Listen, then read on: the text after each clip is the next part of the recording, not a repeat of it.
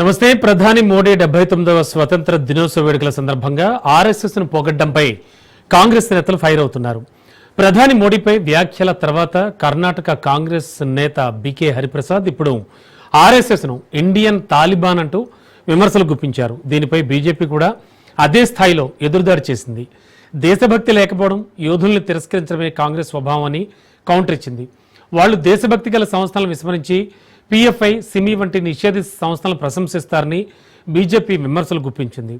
స్వతంత్ర దినోత్సవం రోజు ఎర్రకోట వద్ద జాతిని ఉద్దేశించి ప్రసంగిస్తూ ఆర్ఎస్ఎస్ 100వ వార్షికోత్సవం సందర్భంగా ప్రధాని మోడీ సంఘ్ను ప్రశంసించారు. అయితే మోడీ వ్యాఖ్యలపై కాంగ్రెస్ నేత బీకే హరిప్రసాద్ దుమ్మెత్తిపోశారు. తాజాగా కర్ణాటక ఎమ్మెల్యే కూడా ఇవాళ ఆర్ఎస్ఎస్ ను ఏకపక్షంగా విమర్శించాడు.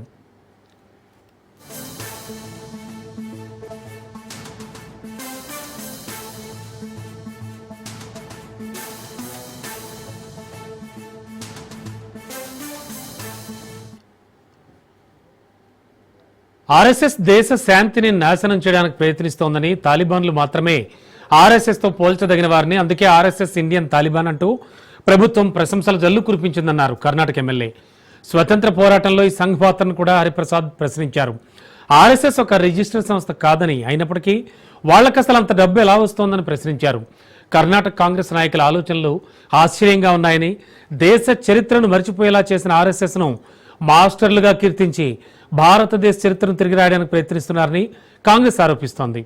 స్వతంత్ర సమరంలో బెంగాల్ ప్రధానమంత్రి ఫజుల్ హక్ వద్ద, అలాగే సంఘ్ భావజాల సృష్టికర్త శ్యామ్ ప్రసాద్ ముఖర్జీ మొదట బెంగాల్ విభజన డిమాండ్ను లేవనెత్తారన్నారు. అదే సమయంలో జిన్నా సావర్కర్ కూడా విభజనకు అనుకూలంగా తీర్పులు ఇచ్చారన్నారు. కానీ వాళ్లు ఎటువంటి కారణం లేకుండా దీనికి కాంగ్రెస్ను నిందిస్తున్నారని మండిపడ్డారు.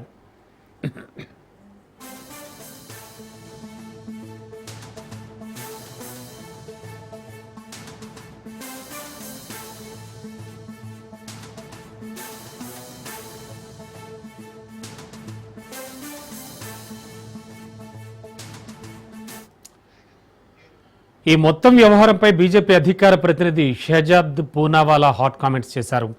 కర్ణాటక కాంగ్రెస్ నేత బీకే హరిప్రసాద్ వ్యాఖ్యలను తీవ్రంగా విమర్శించారు. ఆపరేషన్ సింధూర్ టైంలో ఇండియా లొంగిపోయిందని, ఆర్ఎస్ఎస్ను తాలిబాన్లతో పోల్చుతోందని బీజేపీ మండిపడుతోంది. పాకిస్తాన్ను కాంగ్రెస్ తన స్నేహితుడిగా భావిస్తోందని మండిపడ్డారు. కాంగ్రెస్ ఏకైక పని భారత సైన్యం, రాజ్యాంగ సంస్థలు, సామాజిక సంస్థలు, సనాతన ధర్మాన్ని అవమానించడమే అన్నారు. జాతీయవాద సంస్థలను అవమానించినందుకు కోర్టు కాంగ్రెస్ను చాలాసార్లు మందలించిందన్నారు బీజేపీ నేత.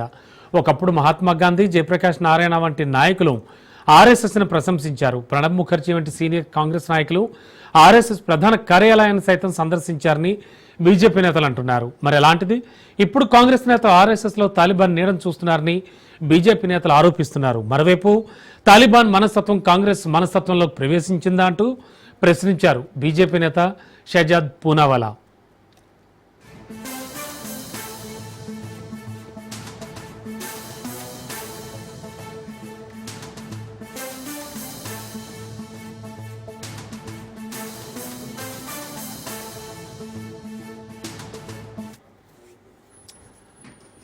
ఏదేమైనా కూడా మొన్న జరిగినటువంటి ఆగస్టు 15 వేడుకలకు సంబంధించి ఎర్రకోట నుంచి ప్రసంగిస్తూ ప్రధాని మోడీ చేసినటువంటి వ్యాఖ్యలు, ఆర్ఎస్ఎస్కు సంబంధించి మాట్లాడిన మాటలు, దానికి సంబంధించి ఇప్పుడు కర్ణాటక కాంగ్రెస్ నేత చేసిన వ్యాఖ్యలు ప్రస్తుతానికి వైరల్ అవుతున్నాయి. అసలు ఎందుకని ఇండియన్ తాలిబాన్ అంటూ అనాల్సి వచ్చింది? ఈ వ్యాఖ్యలకి సంబంధించి నర్మగర్భంగా చేసినవా, లేకపోతే దేన్ని ఉద్దేశించి చేశారు? ఇవన్నీ కూడా మనం మాట్లాడదాం. మనతో ఉన్నారు sir. Good evening. Good evening అండి. సార్, ఆర్ఎస్ఎస్ గురించి, అంటే ఆర్ఎస్ఎస్ ఎంత పాత సంస్థో మనకు తెలుసు. అంటే దాన్ని పొగడ్డమా లేకపోతే తెగడ్డమా అన్నది పక్కన పెడితే కాసేపు ఆర్ఎస్ఎస్కి సంబంధించి ప్రధాని మోడీ చేసిన వ్యాఖ్యలు కావచ్చు, అంటే వీళ్ళందరూ అక్కడి నుంచి వచ్చిన వాళ్ళని ప్రపంచానికి తెలుసు. ఈ నేపథ్యంలో కాంగ్రెస్కి సంబంధించినటువంటి నాయకులు, కర్ణాటకకు సంబంధించిన నాయకులు చేసిన వ్యాఖ్యలు, ఇండియన్ తాలిబాన్ అంటే ఎలా అర్థం చేసుకోవాలి? చాలా చాలా అంటే పెద్ద మాట అది. ఇటువంటి వ్యాఖ్యలు చేయడం ఎట్లా చూడాలి సార్? ఇప్పుడు ఇంత పెద్ద మాట అన్నారు కదా, ఆర్ఎస్ఎస్ స్పందించిందా అండి? ఇంతవరకు ఆర్ఎస్ఎస్ దీన్ని ఖండించిందా, స్పందించిందా? లేదు. ఎందుకంటే ఆర్ఎస్ఎస్ ఇది పట్టించుకోదు. ఇలాంటి వాళ్ళు ఎన్నో కామెంట్స్ చేస్తుంటారు నిరంతరం, కానీ పనిలో నిమగ్నమై ఉంటది ఆర్ఎస్ఎస్. 100 ఏళ్లుగా ఒకటే పని ఉంది. 100 ఏళ్లుగా మోడీ గారు ఎర్రకోట పైన చెప్పారు కదా, ఒకటే పనిలో నిమగ్నమైనటువంటి ఏకైక సంస్థ అది. ఆ పని ఏంటి అంటే దేశభక్తి, మనుషుల్లో దేశభక్తిని నిర్మాణం చేయడం, వ్యక్తి నిర్మాణం చేయడం, కనుక వ్యక్తిత్వ వికాసం కోసం పనిచేయడం. ఇది ఒక్కటే పని, వేరే పని ఏం లేదు. అలాంటి వ్యక్తులను తయారు చేయడం. అందుకే దేశం నిండా ఆర్ఎస్ఎస్ ఈరోజు కనిపిస్తుంది మనకు. ఈ మొత్తం ఈ స్వతంత్రం వచ్చాక 25లో ఆర్ఎస్ఎస్ ప్రారంభమైంది. స్వతంత్రం 45లో వచ్చిన 25లో ప్రారంభమైంది. 100 ఏళ్లు పూర్తి చేసుకుంటుంది ఆర్ఎస్ఎస్. అందుకే ఈ సందర్భంగా మోడీ గారు ఎర్రకోట పై నుంచి ప్రత్యేకంగా ఈ విషయాన్ని ప్రస్తావించారు. అయితే ఇదేదో పెద్ద మహాపాపం జరిగిపోయింది. ఇండిపెండెన్స్ డే రోజు రెడ్ ఫోర్ట్ పై నుంచి జాతీయ పతాకం ఎగరేసినటువంటి ప్రధానమంత్రి ఆర్ఎస్ఎస్ పేరు ఉచ్చరిస్తారా? అపవిత్రం అయిపోయింది దేశం, అపవిత్రం అయిపోయింది తిరంగా అన్నట్టుగా కాంగ్రెస్ వాళ్ళు వ్యవహరిస్తూ ఉంటారు. కనుక కానీ మోడీ గారు చాలా పని కట్టుకొని, ఇంతకన్నా గొప్ప సందర్భం ఉండదు. ఎందుకంటే ఈ రోజు భారత్ యొక్క గుర్తింపే ఆర్ఎస్ఎస్ తో గుర్తించబడుతోంది ప్రపంచవ్యాప్తంగా. ఆ స్థితికి ఆర్ఎస్ఎస్ దిగిపోయింది. అందుకే మోడీ గారు ఇంకొకటి ఈ సందర్భంగా ఎర్రకోట నుంచి ప్రస్తావిస్తూ ఆర్ఎస్ఎస్ ను ప్రశంసిస్తూ ఒకసారి అభినందించారు. 100 years సందర్భంగా వారు అభినందించారు. ఎందుకంటే తాను సొంతంగా ఆర్ఎస్ఎస్ కు అసోసియేటెడ్ కనుక కొన్ని దశాబ్దాలు ఆయన పూర్తి సమయ కార్యకర్తగా, ప్రచారకగా ఆర్ఎస్ఎస్ లో పనిచేశారు కనుక. పనిచేస్తే తెలుస్తుందండి, ఇల్లు వాకిలి వదిలేసి ఒకే పని దేశం కోసం పిచ్చోడిలా పనిచేయడం ఏదైతుందో ఇది ఓన్లీ ఇప్పటికీ కూడా ఆర్ఎస్ఎస్ లో మాత్రమే కనిపిస్తుంది. పెళ్లిళ్ళు చేసుకోకుండా, ఏది చేసుకోకుండా, వ్యక్తిగత స్వార్థం ఏమీ లేకుండా, చెప్పిన ప్లేస్ కు వెళ్ళాలి, పనిచేయాలి, ఎన్నేళ్ళు చెప్తే అన్నేళ్లు పనిచేయాలి, 5 ఏళ్ళు 10 ఏళ్ళు 20 ఏళ్ళు. అక్కడ నుంచి మీరు ఇంకొక పని ఉంది మీరు వెళ్ళండి గుజరాత్ అంటే పంపితే వెళ్ళారు అంతే తప్పితే ఆయన అప్లికేషన్ పెట్టి రాజకీయం అనే ఒక సోకుతో వెళ్ళినటువంటి వ్యక్తి కాదు అతను. ఒక మిషన్ మోడ్ లో ఈ దేశం కోసం కావాలి అని వాజ్పేయి గారు అడిగారు, ఒక ప్రచారకు పంపండి. అక్కడ అప్పుడు ఉన్నటువంటి ముఖ్యమంత్రి పెద్ద ఆయన నాకు గుర్తు రావడం లేదు, ఆయన అనారోగ్యంతో ఉన్నారు. కేశుభాయ్ పటేల్ అనారోగ్యంతో ఉన్నారు కనుక ఒక ముఖ్యమంత్రి కావాలి, నిబద్ధతతో పనిచేసే ముఖ్యమంత్రి కనుక మోడీ గారిని పంపండి అని పంపారు అంతే. ఆయనంతకు ఆయన వెళ్ళినటువంటి విషయం కాదు. ఇలా ఆర్ఎస్ఎస్ లో ఇలాగే జరుగుతుంది పని. అందుకే నేను గుర్తు చేస్తున్నాను, ఇంత పెద్ద మాట అన్నారు అని మీకు అనిపిస్తుంది, నాకు అనిపిస్తుంది, కానీ ఆర్ఎస్ఎస్ ఏమీ అనిపించదు. ఎందుకంటే చెల్లించదు. ఒక గజరాజులాగా ఈ విధంగా చుట్టూ చిన్న చిన్న ఎనిమల్స్ అవి ఇవి అరుస్తూ ఉంటే కూడా నవ్వుకుంటూ పోతుంది గజరాజు, అలా వెళుతూ ఉంటుంది. అలాంటి స్థితికి ఈ రోజు ఆర్ఎస్ఎస్ చేరుకుంది అంతే. అంటే హ్యూజ్ స్థాయికి, హిమాలయన్ హైట్స్ అంటాం, ఆ హైట్స్ కి ఆర్ఎస్ఎస్ రీచ్ అయిపోయింది. కనుక అందరు మదిలో ఇంటింట్లో ఇప్పుడు ఆర్ఎస్ఎస్ వచ్చేసింది. 100 ఏళ్ల తర్వాత అప్పుడు కమ్యూనిజం ప్రారంభమైంది 100 ఏళ్ల క్రితము, అప్పుడు ఆర్ఎస్ఎస్ ప్రారంభం. అదే 25 సుమారుగా అదే ప్రాంతంలో ఇక్కడ కమ్యూనిజం ప్రారంభమైంది. కానీ 100 ఏళ్ల తర్వాత కమ్యూనిజం కనబడకుండా పోయింది. ఎర్ర జెండాకు ఇక్కడ తావు లేకుండా ఎర్ర జెండాలన్నీ మసగబారిపోయాయి. ప్రజల గుండెల్లో అవి స్థలం లేకుండా పోయింది. కానీ ఈరోజు కాషాయం దగదగలాడుతా ఉంది. ఈరోజు స్టూడెంట్స్ అండ్ యూత్ కూడా దేశభక్తి, విపరీతమైనటువంటి దేశభక్తి. ఎందుకంటే వాళ్ళు ఆర్ఎస్ఎస్ సంబంధించిన అనుబంధ సంఘాల్లో పనిచేస్తూ ఉంటారు. మీరు చూడండి, ఒకప్పుడు భారత్ మాతాకి జై అనే గొంతులు కేవలం ఆర్ఎస్ఎస్ వాళ్ళు అనేవాళ్ళు, మిగతా వాళ్ళు అనేవాళ్ళు కాదు. ఇప్పుడు యూత్ అంతా భారత్ మాతాకి జై అంటారు, వందే మాతరం అని అంటారు. మీకు ఒక సిక్సర్ కొట్టినా నేషనల్ ఫ్లాగ్ గర్వంగా ఎగరేస్తున్నాడు ఇప్పుడు స్టూడెంట్ యూత్. ఎర్ర జెండా తావులేదు ఇప్పుడు, నేషనల్ ఫ్లాగ్ అంటే నేషనలిజం అలా గుండెలో నిండిపోయింది. కారణం ఇలాంటి మనుషులు, ఇలాంటి సంస్థలు పనిచేయబట్టి. ఎర్రకోట పై నుంచి మనకు ఒక ఆశ్చర్యంగా అనిపిస్తుంది, అయ్యో ప్రైమ్ మినిస్టర్ గారు ఏంది ఎర్రకోట ఎటు, ఇది పైగా చాలా డిస్ప్యూటెడ్ ఆర్గనైజేషన్ కదా, ఎందుకు ఈ పేరెత్తారు అని కొందరు కామన్ మ్యాన్ అనుకుంటే అనుకోవచ్చు, ఒకసారి ఏమంటాము డిస్టర్బ్ కావచ్చు వాతావరణం కానీ ఇది మొదటిసారి కాదు ఎర్రకోట పైన ఆర్ఎస్ఎస్ పేరు రావడం. ఎర్రకోట ముందు ఆర్ఎస్ఎస్ ప్రదర్శనలు చేసింది. ఇప్పుడు కొత్తగా కాదు, నెహ్రూ గారు స్వయంగా పిలిచారు, అయ్యో రాండి మీరు వచ్చి దీంట్లో నేషనల్ దీంట్లో పాల్గొనండి అని చెప్పారు. ఎప్పుడు వార్ తర్వాత అవునండి. ఆర్ఎస్ఎస్ యొక్క దేశభక్తిని గుర్తించారు. అలా ఎన్నో సార్లు గాంధీ గారు స్వయంగా ఆశ్రమానికి వెళ్ళారు. ఈవెన్ 65 వార్ తర్వాత కూడా వాలంటీర్స్ గా ఆల్ పార్టీ మీటింగ్ కు రమణి శాస్త్రి గారు పిలిచారు. ఎన్ని అఫీషియల్ మీటింగ్స్ కి వెళ్ళిందండి ఆర్ఎస్ఎస్. ప్రజలకు సామాన్యంగా తెలియదేమో కానీ ఆర్ఎస్ఎస్ స్వయంగా on the invitation of Nehru అదే రెడ్ ఫోర్ట్ ముందల పరేడ్ లో పాల్గొన్నది ఆర్ఎస్ఎస్ అని నేను గుర్తు చేస్తున్నాను. కేవలం ఒక మాట ఆర్ఎస్ఎస్ ను ఇప్పుడు ఏదో తీసుకుంటే ఏదో కలుషితం అయిపోయినట్టు మాట్లాడుతున్నారు కానీ మీ నెహ్రూ గారు ఎందుకు ఇన్వైట్ చేశారు, మీ శాస్త్రి గారు ఎందుకు ఇన్వైట్ చేశారు? Even if sir Pranab Mukherjee కూడా ప్రధాన కార్యాలయాన్ని సందర్శించడం కానీ ఇలాంటి చాలా ఎగ్జాంపుల్స్ ఉన్నాయి. అంటే ఇవన్నీ వీళ్ళు గుర్తించలేదంటారా కాంగ్రెస్ నేతలకి? అంటే దీనికి సంబంధించి బీజేపీ కూడా నోరు మూసు కూర్చోలేదండి, వెంటనే విమర్శించింది. అంటే పిఎఫ్ఐ కానీ సిమి కానీ ఇలాంటి సంస్థలన్నింటినీ కూడా ప్రశంసిస్తారు మీరు.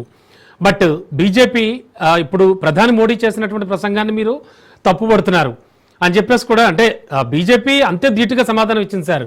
బట్ మీరు చెప్పినట్లు ఆర్ఎస్ఎస్ నుంచి ఎటువంటి ప్రకటన రాలేదు, ఎలాంటి ప్రకటన రాలేదు. అదే అందుకే నేను అంటున్నాను ఇప్పుడు కొత్తగా కాదు. నేను అన్నట్టుగా ఇంతకుముందు 62లో ఇండో చైనా వార్ కానీ ఇవన్నీ కూడా మనం మర్చిపోలేము. 65లో ఆల్ పార్టీ మీటింగ్ కి వచ్చారు. 71లో వాలంటీర్స్ గా మళ్ళా పిలిచారు. శాస్త్రి గారి ఇందిరాగాంధీ శాస్త్రి గారి పీరియడ్ లో ఇవన్నీ జరిగాయి. కనుక నేనేమంటున్నా అంటే ఈ ఆర్ఎస్ఎస్ ఇండిపెండెన్స్ లో ఫ్రీడమ్ ఫైటింగ్ లో ఆర్ఎస్ఎస్ రోల్ లేదు ఇలాంటివన్నీ మాట్లాడుతుంటారు చాలా మంది, కానీ తెలియక మాట్లాడుతూ ఉంటారు. లిబరేషన్ ఆఫ్ గోవా, దాదర్, హవేలీ వీటన్నిటిలో కూడా ఆర్ఎస్ఎస్ పాత్ర చాలా కీలకమైన పాత్ర. డాక్టర్ గురూజీ స్వయంగా ఇదేంటి కశ్మీర్ విషయంలో రాజా హర్సింగ్ ను కలిసి యాక్సెషన్ ఇండియాకి ఇవ్వడానికి ఆయనే కారణం. గురూజీ కనుక రాజా హరిసింగ్ కలవకపోతే కాశ్మీర్ పాకిస్తాన్ కి వెళ్ళిపోయేది. ఎంత రోల్ ప్లే చేసింది ఆర్ఎస్ఎస్ అలా చెప్తూ పోతే. నానా కజరేకర్, దాదా నాయక్ ఈ పేర్లన్నీ కూడా ఇప్పుడున్న జనాలకు ఎవరికి తెలియదు. ఈ దాదర్ హవేలీ ఇవన్నీ లిబరేట్ చేయడంలో వీళ్ళ పాత్ర చాలా కీలకంగా. అరుణ అసఫ్ అలీ కాంగ్రెస్ నేత, చాలా పెద్ద నేత, ఆమె స్వయంగా ఒక ప్రకటన చేసింది, ఆర్ఎస్ఎస్ సహాయం మాకు లేకపోతే మా యాక్టివిటీస్ జరిగేవి కాదు అని స్వయంగా ఆమె ప్రకటన చేసింది. ఒక పెద్ద క్రమశిక్షణ కలిగినటువంటి సంస్థ ఇది. The biggest most disciplined organisation RSS అని. 1940 జనవరి 2 సతారాలో జరిగినటువంటి ఆర్ఎస్ఎస్ క్యాంపులో స్వయంగా డాక్టర్ అంబేద్కర్ పాల్గొన్నారు. వారి అనుభవాలు మనం అందరం చదివి తీరాలి. ఎందుకంటే ఇవన్నీ ఇప్పుడు నేను డీటెయిల్ గా చెప్పలేను కనుక ఒక మాట చెప్పాను. మోస్ట్ దేశభక్తి కలిగిన అతిపెద్ద సంస్థ ఇది. ఆర్ఎస్ఎస్ లో కులం లేదని చెప్పారు ఆయన. ఆర్ఎస్ఎస్ లో కులం లేదని చెప్పారు. ఇప్పుడు 40లో చెప్పారు ఇదంతా కూడా. 34లో వార్దా ఆర్ఎస్ఎస్ క్యాంప్ లో గాంధీజీ వచ్చారు. గాంధీజీ అక్కడ 3 days అక్కడ వాళ్ళతో కలిసి ఉన్నాడు. సో ఇవన్నీ కూడా స్వీపర్స్ కాలనీ ఢిల్లీలో సెప్టెంబర్ 16, 1947 ఢిల్లీలో మళ్ళా ఆర్ఎస్ఎస్ క్యాంప్ లో గాంధీ గారు ఎప్పుడు 47లో గాంధీ గారు అక్కడికి పాల్గొన్నారు, క్యాంప్ లో పాల్గొన్నారు. ఇలా ఎంతమంది దేశ నేతలు, వాళ్ళంతా దేశభక్తులు అండి. అప్పట్లో కాంగ్రెస్ అలా ఉండేది కాదు. కాంగ్రెస్ అతి గొప్ప జాతీయవాద సంస్థ అప్పుడు. ఇప్పుడు పొల్యూట్ అయిపోయింది. ఇప్పుడు అతిపెద్ద లెఫ్టిస్ట్ ఆర్గనైజేషన్. ఇప్పుడు ఈవెన్ నక్సలైట్స్ కన్నా ఎక్కువ లెఫ్ట్ సిద్ధాంతాన్ని ఇప్పుడు కాంగ్రెస్ ఎత్తుకున్నది. అప్పుడు ఇలా లేదు కాంగ్రెస్. అతి గొప్ప దేశభక్తియుతమైనటువంటి ఆర్ఎస్ఎస్ బ్యాన్ చేసిన, ఆర్ఎస్ఎస్ ను కాంగ్రెస్ బ్యాన్ చేసిన, కాంగ్రెసే లిఫ్ట్ చేసింది. కారణం ఏంటంటే 3 సార్లు బ్యాన్ చేసింది. గాంధీ హత్య అప్పుడు పొరపాటు పడింది, వీళ్ళు మాట్లాడడం వల్ల తర్వాత పొరపాటు తెలుసుకున్నది. తర్వాత కోర్టు కూడా రాటిఫై చేసింది, తప్పు, ఇది ఆర్ఎస్ఎస్ సంబంధం లేదని చెప్పేసి. అలాగే అదేంటి అయోధ్య విధ్వంసం జరిగినప్పుడు కూడా పివి నరసింహారావు బ్యాన్ చేశారు, తర్వాత ఎత్తేసారు, తప్పు, ఇది బ్యాన్ చేయాలి.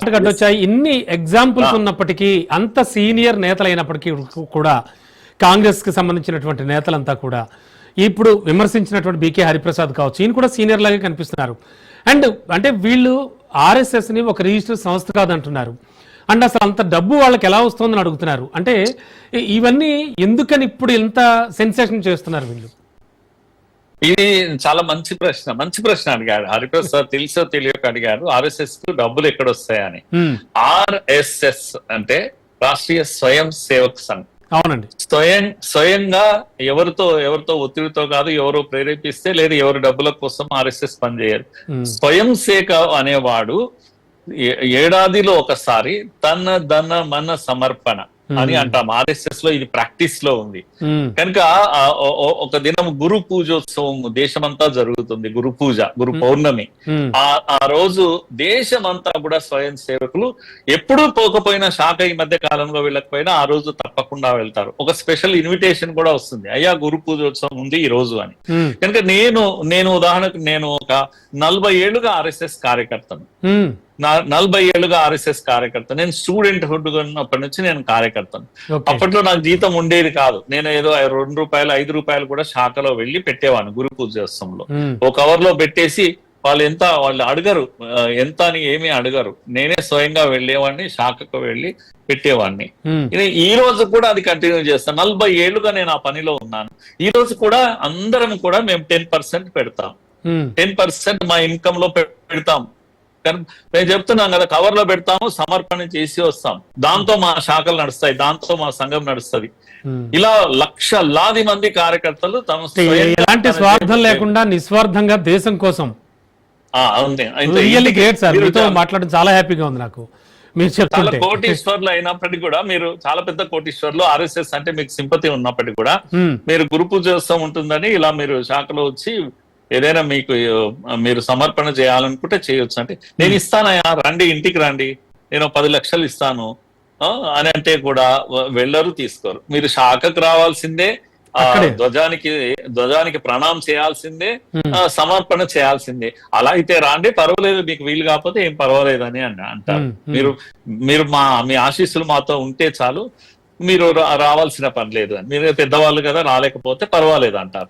అయ్యో ఇది ఎక్కడి గొడవ, మీరు ఆర్ఎస్ఎస్ నేను ఇస్తానంటే మీరు తీసుకోరేందా అని గొడవ పడ్డ వాళ్ళు పెద్ద వాళ్ళు ఉన్నారు, బాగా డబ్బున్న వాళ్ళు.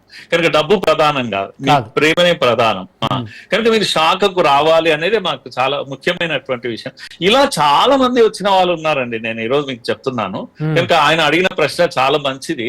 మరి ఈ ఖర్చులు కూడా ఈ డబ్బుతోనే సంస్థ నడుస్తుంది, ప్రయాణాలు అన్ని కూడా ఈ ఖర్చుతోనే నడుస్తుంది. అన్నిటికీ అకౌంట్ ఉంటుంది మా దగ్గర, అన్నిటికీ అకౌంట్. 10 పైసలు తేడా ఉండదు. ఈ రాసే అలవాటు ఉంది. మీరు ఆర్ఎస్ఎస్ లో పనిచేసే కార్యకర్తని ఎవరినైనా సరే మీరు ఎప్పుడైనా ఒక పనిలో దించి ఆయనకు 5 లక్షలు 2 లక్షలు ఇచ్చి పని చేయించండి, ఆ 1 లక్షకు దానికి మొత్తం అకౌంట్, నెల రోజుల పాటు చేసిన ఖర్చు, పెట్రోల్ ఖర్చు అన్ని రాసి పెడతారు. మీకు ఆశ్చర్యం అనిపిస్తుంది, అయ్యో ఇంత రాసి మళ్ళీ రిటర్న్ ఇస్తారు, ఇంత ఒక 5,000 మిగిలిందండి ఇది అని. ఇది ఎక్కడ కనపడదు మీకు. చిన్న పిల్లోళ్ళలో కూడా మీకు ఈ డిసిప్లిన్ కనిపిస్తుంది. అందుకే మోడీ గారు అన్నారు క్రమశిక్షణకు మారు పేరు ఆర్ఎస్ఎస్ అని. ఆ ఊరికే అనలేదు, ఇవన్నీ కూడా ప్రాక్టీస్ లో నేర్పించినవి ఇవన్నీ కూడా. ఇదేదో హిందుత్వం కోసము దీని కొరకు నేర్పింది కాదు, ఇది జీవితంలో ఇది అవసరం, ఈ క్రమశిక్షణ. ఈరోజు చాలా మంది తల్లిదండ్రులు తమ దేశం కోసం దేశభక్తి, అంతే, దేశభక్తితో ఉండాలి, దేశం కోసం పాటుపడాలి. ఎస్, అలాంటి ఒక క్రమశిక్షణ. అంతేగాని మోడీ గారు ఇదేదో పాలిటిక్స్ కాదు, ఎర్రకోట పైన చాలా మాట్లాడడం, కనీసం 100 ఏళ్ల సందర్భంగానైనా ఒక మాట మాట్లాడదామని ఆయన మాట్లాడు. దీంట్లో రాజకీయం ఏముంటుంది, ఆర్ఎస్ఎస్ కు వచ్చేది ఏం లేదు, ఆర్ఎస్ఎస్ కు ప్రచారం అవసరం లేదు. ఎందుకంటే ఎనిమీస్ చేసే ప్రచారమే చాలా ఉంటది. ఆర్ఎస్ఎస్ అంటే తెలియని వాళ్ళు ఎవరండి ఈ దేశంలో? అవునండి.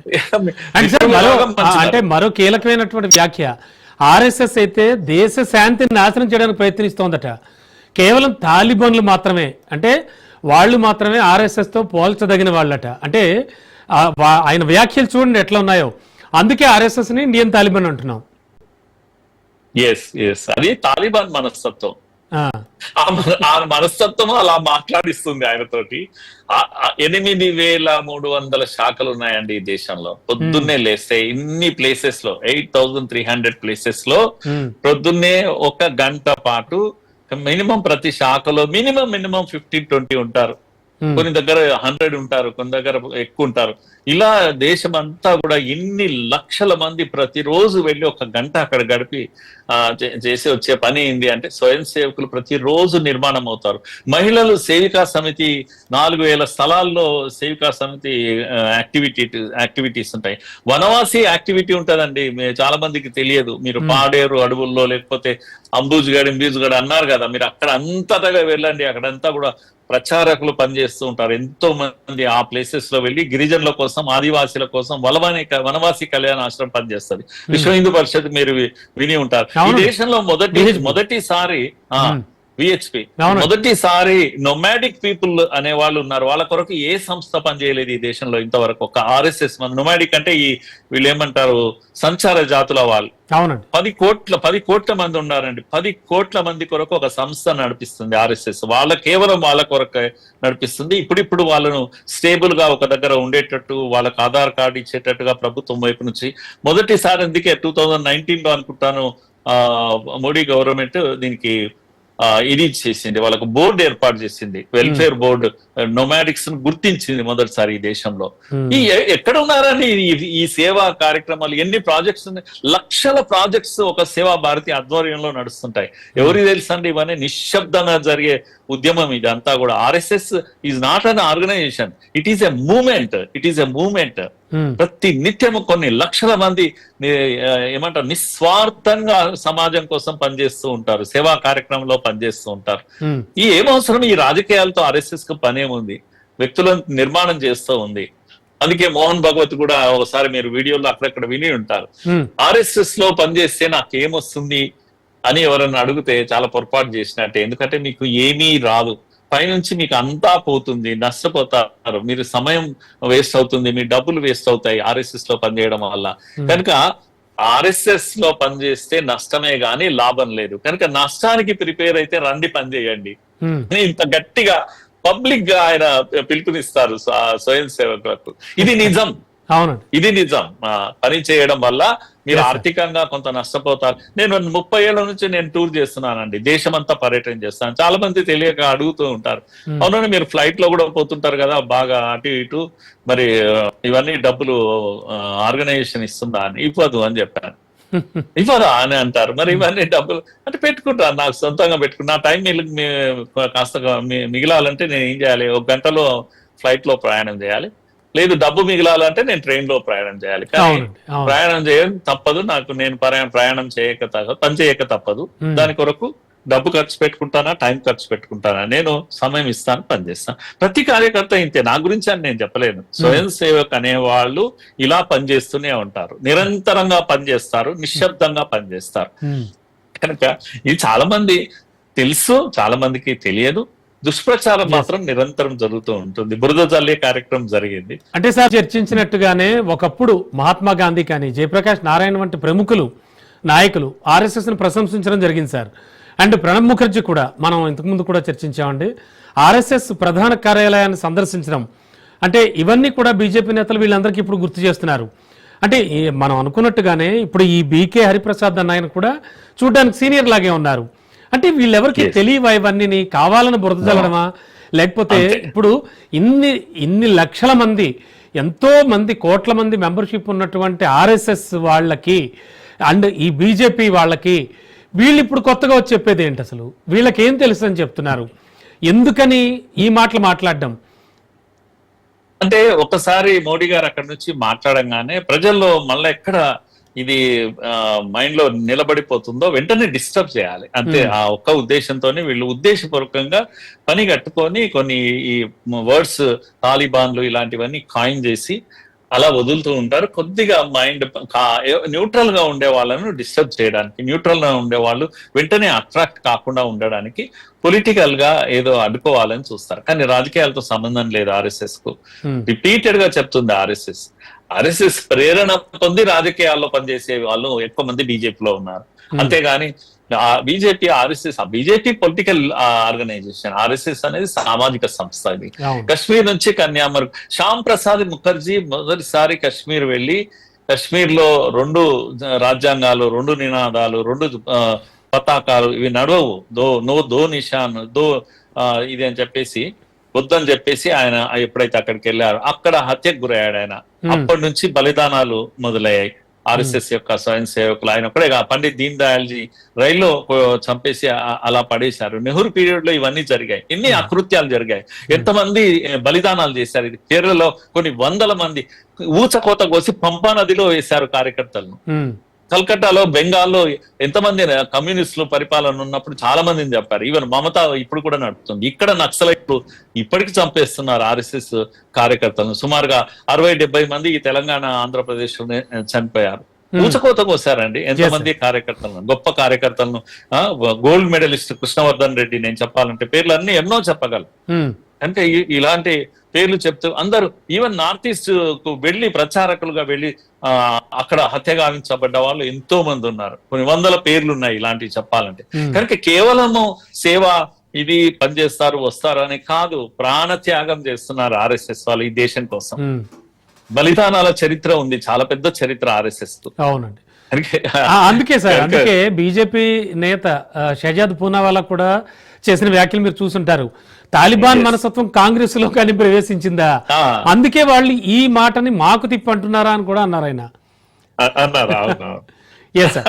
అంటే ఓవరాల్ గా అంటే ఇటువంటి వ్యాఖ్యలు చేయడం వల్ల ఏమిటి వాళ్ళు మూట కట్టుకునేది? కాంగ్రెస్ ఏం ఆశించి చేసింది అనుకోవచ్చు ఫైనల్ గా?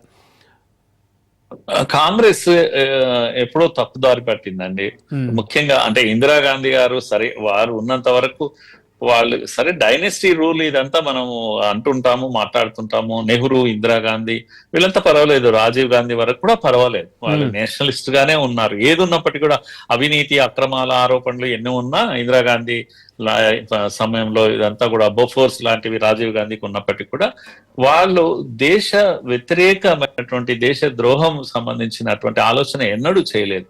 డీప్ స్టేట్ అమెరికా లాంటి కుట్రలు కుతంత్రాలు చేస్తున్న వాటితో చేయి కలపలేదు ఎప్పుడు కూడా. కానీ రాహుల్ గాంధీ వాళ్ళ చేతిలోకి వెళ్ళిపోయాడు కంప్లీట్ గా. లెఫ్ట్ వింగ్ ఎక్స్ట్రీమిస్ట్లు ఎవరైతే ఉన్నారో వాళ్ళ చేతికి వెళ్ళిపోయారు. అందుకే అఫ్జర్ గురు లాంటి వాళ్ళను ప్రేజ్ చేస్తూ ఉంటారు వీళ్ళు. చాలా మంది వీళ్ళు ఇప్పుడు వీళ్ళు ఏమన్నారు, ఏదో తాలిబాన్లు అన్నారు కదా, లష్కరే తోయిబా లాంటి వీళ్ళు కార్యకర్తలను వీటిని వాళ్ళ వెనకేసుకొచ్చిన సందర్భాలు ఎన్నో ఉన్నాయి. సిమి గాని, యాకూబ్ మెమాన్ గాని, అఫ్జల్ గురును గాని వీళ్ళందరినీ ప్రస్తుతించినటువంటి, పొగడ్తలతో ముంచినటువంటి సందర్భాలు ఎన్నో ఉన్నాయి. మొన్నటికి మొన్న అక్కడ ఆ కాశ్మీర్ లోయలో జరిగినటువంటి ఆ ఇండియన్ పీపుల్ ని ఉచ్చకొత్తుకోవడం కానీ, తదనంతరం మనం ఆ దానికి ప్రతిగా చేసినటువంటి దాడులు కానీ, వీటన్నిటికి సంబంధించి కూడా కాంగ్రెస్ నేతలు చేసిన ఆరోపణలు మనం చూసాం. ఆపరేషన్ సింధూర్ సరెండర్ అయిపోయారు, పాకిస్తాన్ కు మీరు సరెండర్ అయిపోయారంటే ఏం చేయాలండి? ఆర్మీ జవాన్ల బలిదానాలను మనం ఎక్కడ పెట్టుకోవాలి? ఆర్మీని అవమానించడం, జవాన్లను అవమానించడము, దేశాన్ని అవమానించడము నిత్య కృత్యంగా మారిపోయింది. రాహుల్ గాంధీ ఎన్నిసార్లు అదేంటి సుప్రీంకోర్టుతో ఇది తింటాడండి, మొట్టికాయలు వేయించుకుంటాడు, అలా వెళ్తాడు, మొట్టికాయలు వేయించుకుంటాడు, మళ్ళీ బయటకు వస్తాడు, మళ్ళీ అదే నోటితో వాడు దొంగ వీడి దొంగ అని అంటూ ఉంటాడు. మళ్ళీ ఒకసారి సుప్రీం కోర్టుకి వెళ్తాడు, మొట్టికాయలు వేయించుకుంటాడు. మనుషులకు ఇది ఉండదా అండి? షేమ్ అనేటువంటి ఫీలింగ్ ఉండదా? ఇద్దరు తల్లి కొడుకులు ఇప్పుడు కూడా బెయిల్ పైనే ఉన్నారు కదా వీళ్ళిద్దరు కూడా.